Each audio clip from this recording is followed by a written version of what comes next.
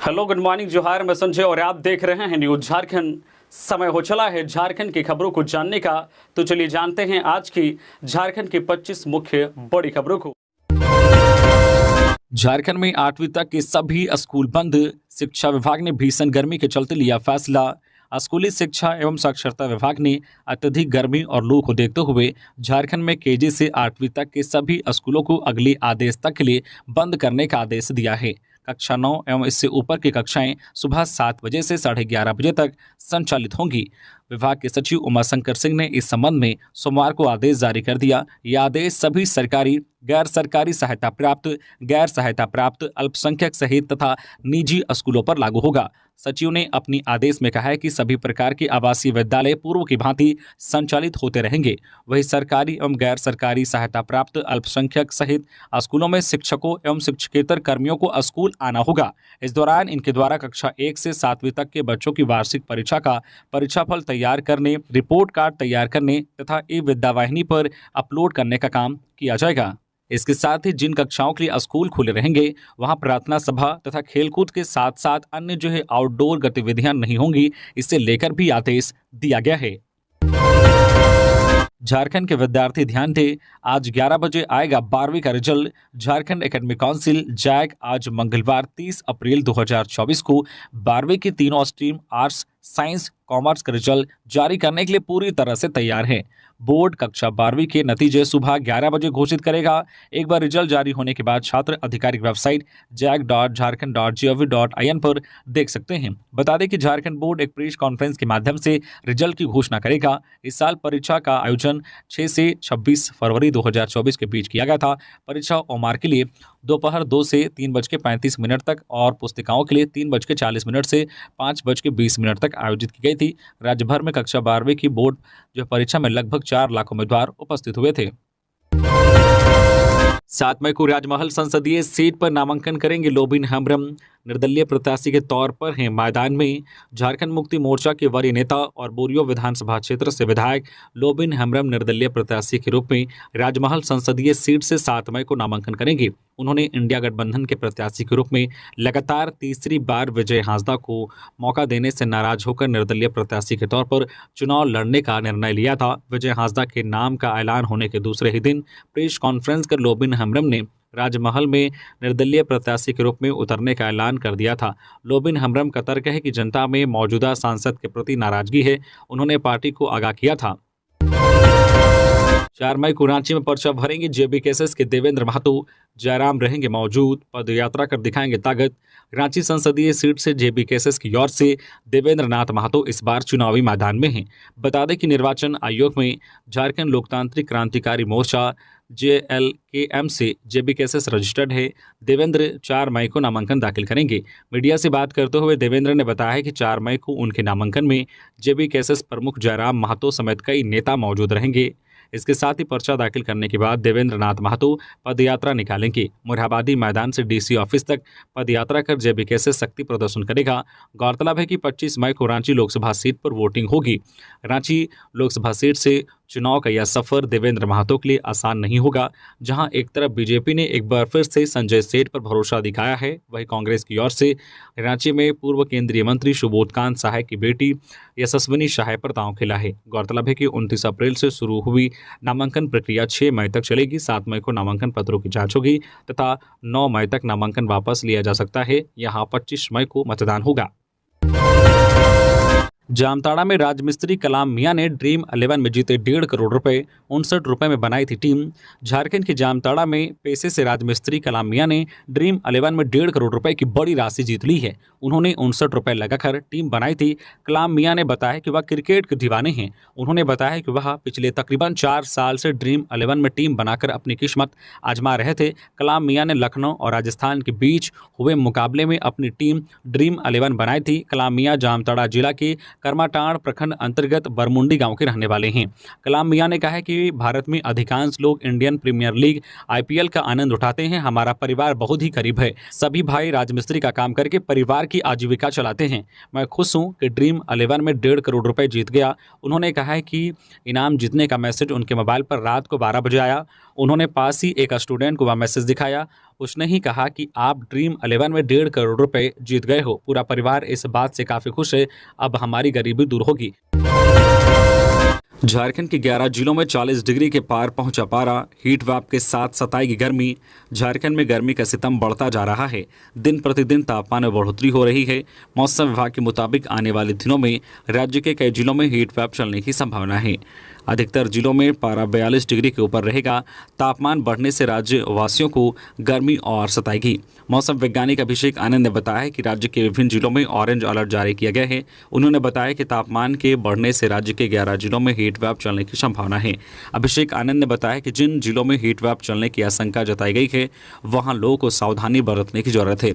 बहुत जरूरी हो तभी दोपहर में घर से बाहर निकले, जिसमें दुमका, पूर्वी सिंहभूम, सरायकेला, पश्चिमी सिंहभूम, धनबाद, बोकारो, गोड्डा, पाकुड़, देवघर, जामताड़ा और साहिबगंज में तापमान 44 से 45 डिग्री के ऊपर रहने की संभावना है।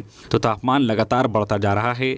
इस बढ़ते हुए तापमान को देखते हुए मौसम विभाग की ओर से लोगों को सावधान और सतर्क रहने की सलाह दी गई है। जरूरत न होने पर 12 बजे से दोपहर 3 बजे तक घर से बाहर ना निकले।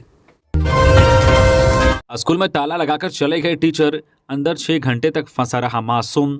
पलामू से एक हैरान करने वाला मामला सामने आया है। यहाँ करीब 6 घंटे तक एक मासूम स्कूल के अंदर फंसा रहा। जब ग्रामीणों ने बच्चे की रोने की आवाज़ सुनी तो उन्होंने दरवाजा तोड़कर बच्चे को बाहर निकाला।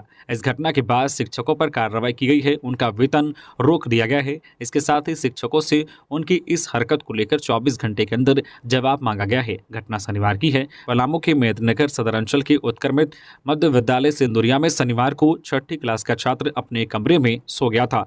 स्कूल के शिक्षक सभी कमरों को बंद कर घर चले गए थे। स्कूल के बगल से ग्रामीण गुजर रहे थे। इसी क्रम में बच्चे की रोने की आवाज सुनाई थी। बाद में ग्रामीणों ने पूरे मामले की जानकारी सदर प्रखंड विकास पदाधिकारी को दी और स्कूल के दरवाजे को तोड़कर बच्चे को बाहर निकाला। ग्रामीणों ने मामले में शिक्षकों से संपर्क किया था, लेकिन शिक्षक अपने अपने घर चले गए थे। सोमवार को जिला शिक्षा पदाधिकारी रणधीर कुजूर स्कूल में जांच करने गए थे। जिला शिक्षा पदाधिकारी ने बताया है कि बच्चा कमरे में सो गया था। ग्रामीणों ने उसे बाहर निकाला था। उन्होंने बताया कि सभी शिक्षकों को सौकोच किया गया है और उनका वेतन भी रोक दिया गया है। 24 घंटे में सबसे जवाब मांगा गया है। जवाब नहीं मिलने पर सभी पर कार्रवाई की जाएगी। स्कूल में कई लापरवाही मिली है और मामले में आगे की कार्रवाई की जा रही है। झारखंड के साहिबगंज में 25 घर जलकर राख, 2 साल की बच्ची की मौत, 1 महिला घायल, करीब 10 लाख का नुकसान। झारखंड के साहिबगंज जिले के मुफस्सिल थाना क्षेत्र के लाल बथानी के हाजी टोला में सोमवार की दोपहर अचानक आग लगी से 25 घर जलकर राख हो गए। इस दौरान घर में सो रही एक 2 वर्षीय बच्ची की झुलसकर मौत हो गई, वहीं 1 महिला घायल हो गई। बताया जाता है कि किसी एक घर से चूल्हे से निकली चिंगारी से घर जलने लगा। इसके बाद देखते ही देखते आग ने तकरीबन 2 दर्जन घरों को अपनी चपेट में ले लिया। सभी घर धू धू कर जलने लगे। काफी मुश्किल से आग पर काबू पाया गया।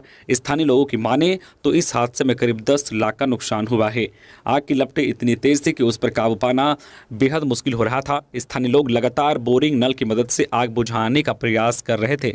हादसे के बाद लोगों ने इसकी सूचना थाना प्रभारी व अग्निशमन विभाग को दी। इसके बाद थाना प्रभारी शशि सिंह घटनास्थल पर पहुंचे और आग बुझाने के प्रयास में जुट गए। वह ट्रैफिक ज्यादा होने के कारण दमकल को पहुंचने में देर हो गई। इस कारण लोगों में काफी गुस्सा था। दमकल कर्मी जल्दी से आग बुझाने में जुट गए। तकरीबन 1 घंटे की मशक्कत के बाद आग पर काबू पाया गया। साहिबगंज में हादसे के बाद मृत बच्ची के पिता मोहम्मद फिरोज आलम ने बताया कि वे लोग अपने काम में व्यस्त थे। अचानक से आग लगी और देखते ही देखते कुछ ही देर में आग ने आसपास के सभी घरों को अपनी चपेट में ले लिया। बच्ची घर में सो रही थी। जब तक दौड़कर कमरे के अंदर गए, बच्ची को आग ने अपनी चपेट में ले लिया था। लाख प्रयास करने के बावजूद भी अपनी बच्ची को नहीं बचा पाए। इधर अधिकारियों द्वारा पीड़ित को कितना नुकसान हुआ है इसका आकलन किया जा रहा है। बताया जा रहा है कि करीब 10 लाख से अधिक का नुकसान हुआ है। गांडे उपचुनाव में नामांकन के बाद बोली कल्पना, जनता का आशीर्वाद चाहिए, करूंगी सेवा। पूर्व सीएम हेमंत सोरेन की पत्नी कल्पना मुर्मू सोरेन ने गांडे उपचुनाव के लिए नामांकन दाखिल कर दिया। नामांकन के बाद कल्पना ने कहा है कि गांडे उपचुनाव के लिए नॉमिनेशन फाइल हो गया है। नामांकन के लिए झामो के साथ इंडिया गठबंधन के सारे लोग मौजूद रहे। उनका आशीर्वाद आज मुझे मिला है। साथ ही साथ अब जनता का प्यार और आशीर्वाद चाहिए। मैं जनता से आग्रह करना चाहूँगी कि दोबारा से आप आशीर्वाद दीजिए और अपने लिए काम करने का मौका दीजिए।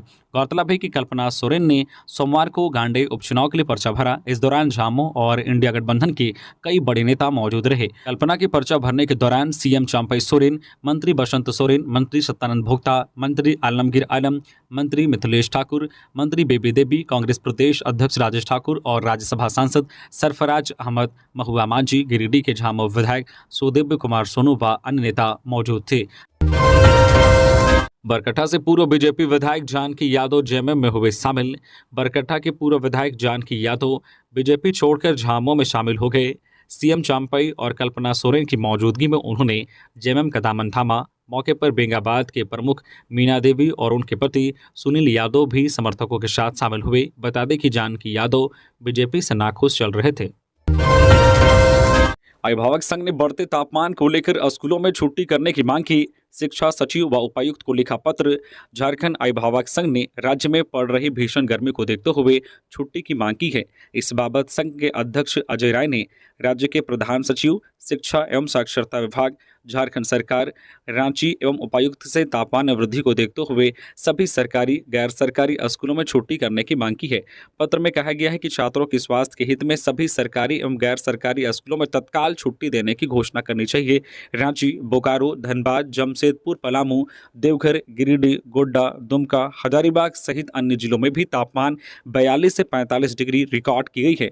वहीं मौसम विभाग द्वारा भी कई जिलों में ऑरेंज अलर्ट और येलो अलर्ट जारी किया गया है। इन परिस्थितियों में छोटे छोटे बच्चों को स्कूल भेजना अभिभावकों के लिए चिंतनीय है। उन्होंने कहा कि सुबह स्कूल जाते समय कोई परेशानी नहीं होती, लेकिन छुट्टी के बाद घर आने के दौरान पैदल या बसों में उनकी हालत अत्यधिक खराब हो जाती है। उन्होंने विकल्प के रूप में ऑनलाइन पढ़ाई की व्यवस्था करने की भी मांग की है।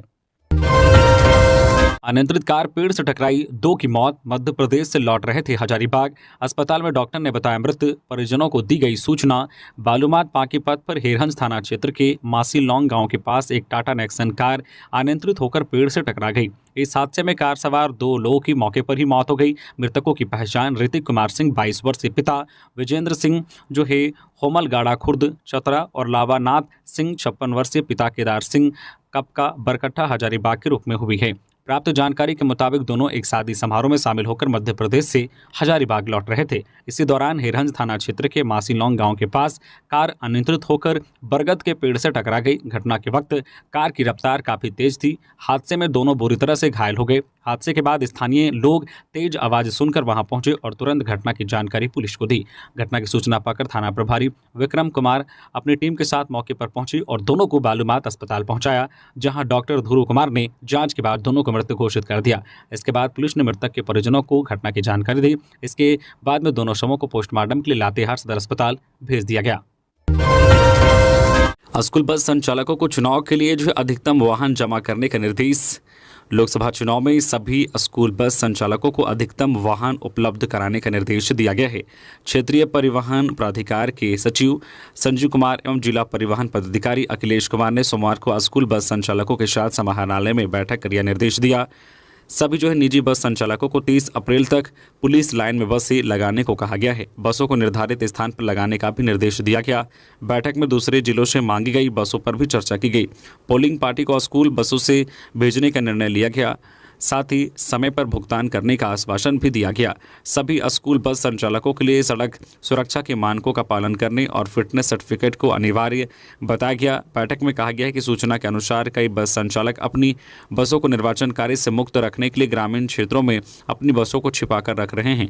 ऐसी स्थिति में परिवहन विभाग लोक प्रतिनिधित्व अधिनियम की धारा 167 तथा मोटर वाहन अधिनियम की जो है सुसंगत धाराओं के अधीन परमिट रद्द करने तथा जो है अन्य दंडात्मक कार्रवाई करने को विवश होगा। नशे के खिलाफ जंग में रांची पुलिस ने आम लोगों से मांगा समर्थन। कहा, जानकारी साझा करें। राजधानी रांची में नशे के जाल से नई पीढ़ी को बचाने के लिए रांची पुलिस के द्वारा ड्रग्स पैडलर के खिलाफ महाअभियान शुरू किया गया है।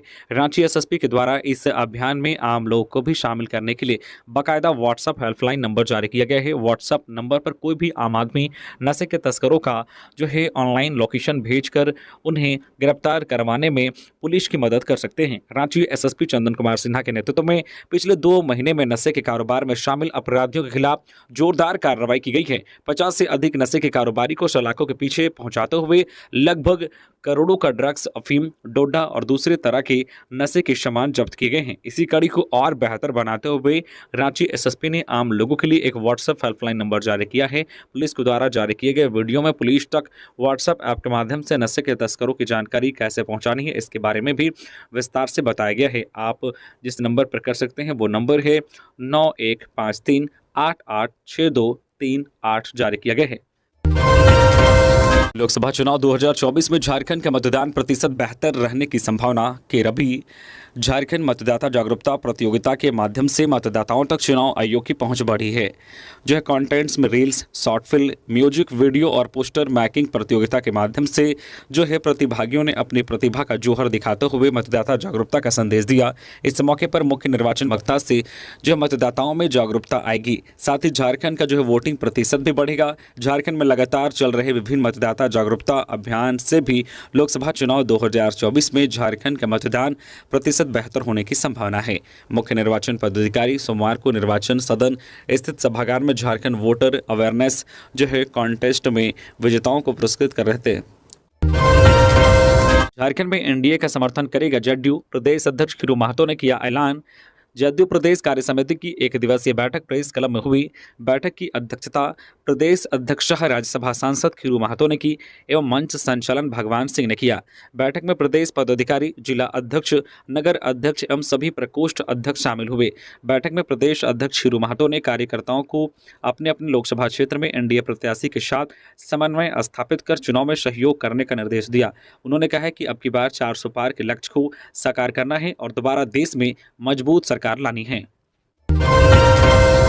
पीएम मोदी के तीसरे कार्यकाल में भगवान श्री कृष्ण भी मुस्कुराएंगे, रांची में बोले मध्य प्रदेश के सीएम।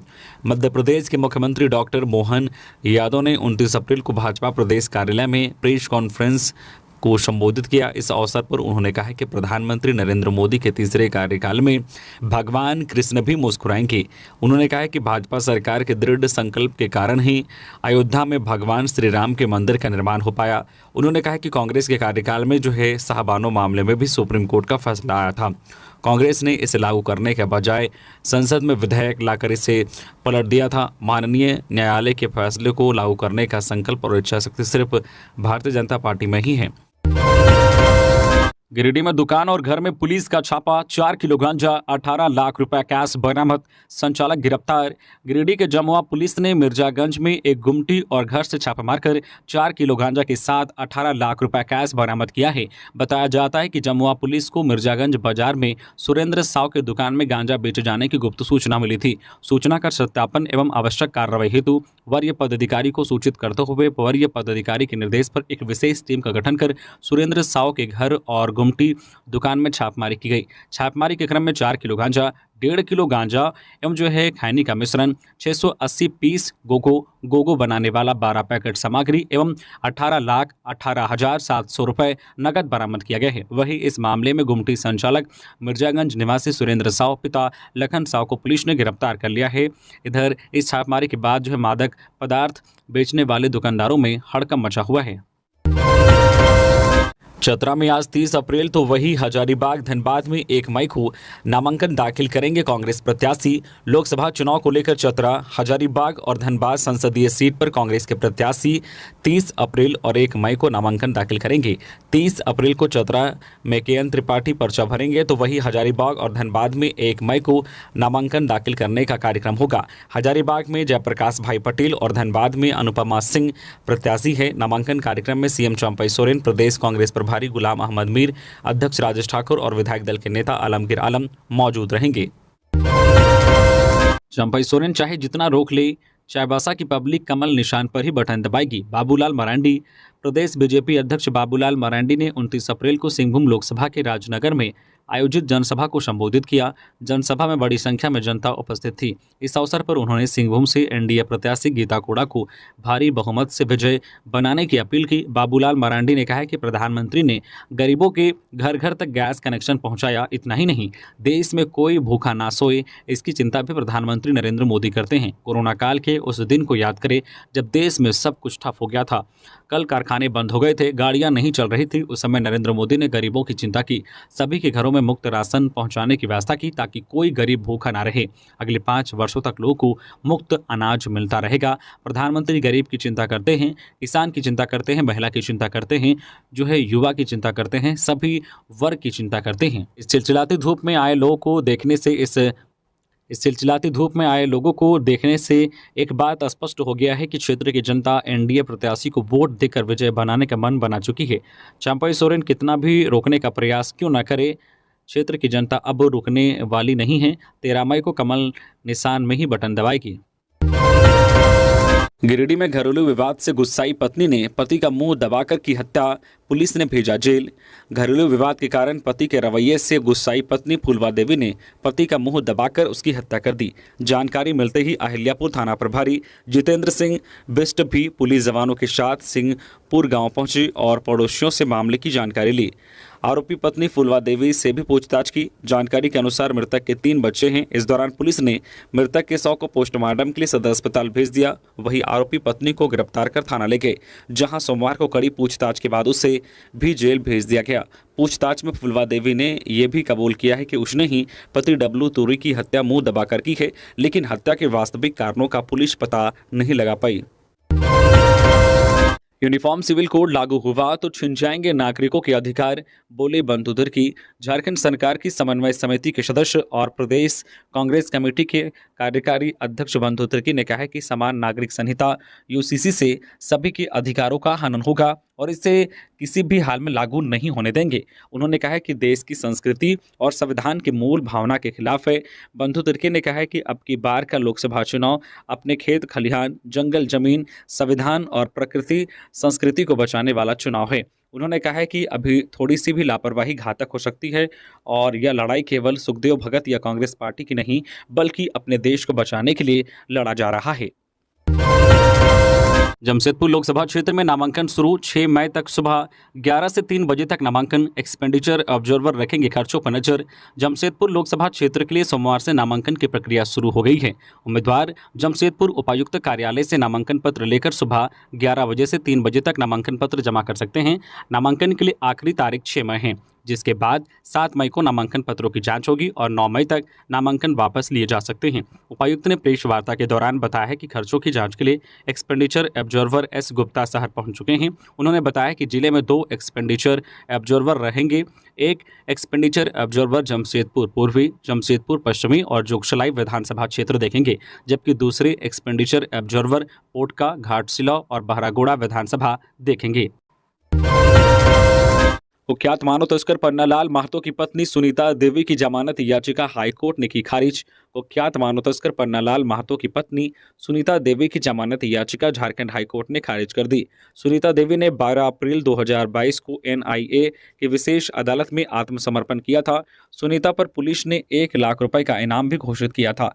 एनआईए के विशेष न्यायाधीश एमके वर्मा की कोर्ट ने जो उसकी जमानत खारिज कर दी थी। इसके बाद उनकी ओर से जमानत के लिए हाईकोर्ट में याचिका दाखिल की गई। पन्नालाल महतो पर उनकी पत्नी सुनीता पर 15 साल में 5000 बच्चों का सौदा कर करोड़ों रुपए की संपत्ति अर्जित करने का आरोप है। झारखंड की बच्चियों को काम दिलाने के नाम पर दिल्ली, मुंबई समेत बड़े शहरों में बेचने के मामले में 3 जुलाई 2019 को ह्यूमन ट्रैफिकिंग यूनिट थाने में एफआईआर दर्ज किया गया था। 4 मई 2020 को मामले को टेक ओवर करते हुए एनआईए ने भी प्राथमिकी दर्ज की थी।